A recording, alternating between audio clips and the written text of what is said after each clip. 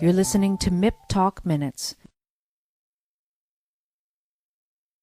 The president named a man named Ismail Khan to be the energy minister. He is known by, for example, Human Rights Watch as the butcher of Herat. I thought, well, I should talk to him. So I said to some of my young Afghan friends, anybody know how to get me with Ismail Khan? And one young engineer said, yeah, he's a family friend. 2 nights later, a call came. Do you really want to meet with Ismail Khan? Yes. Then we go now. 9 o'clock at night. You don't go out after dark. I said, yeah, we go. Drove across Kabul, stopped at various checkpoints, searched at gunpoint in his lobby, and then ushered in to this simple room, desk, bed, low table.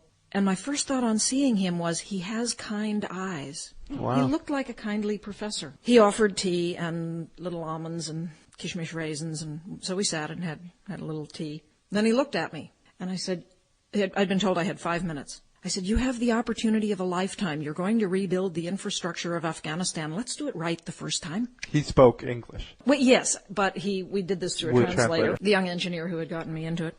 I said, can I show you some pictures? He nodded and came and sat beside me. I opened my computer. We held it on our knees, and I showed him photographs of what the best Western companies and communities are doing with energy efficiency, with renewable energy. I said, you can do this in Afghanistan and you will better meet the needs of people in the villages than trying to build coal plants all across the north and a big grid bring power down from Tajikistan. That will cost vastly more. You don't have the money to do it.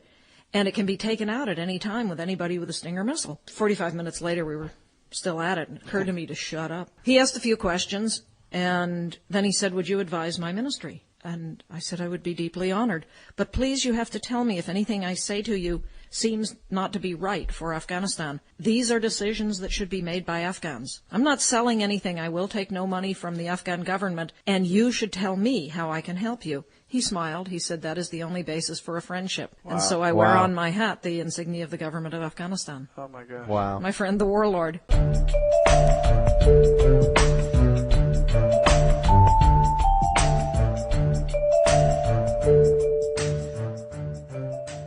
To download this complete interview, please visit MIPtalk.com. That's MIPtalk.com.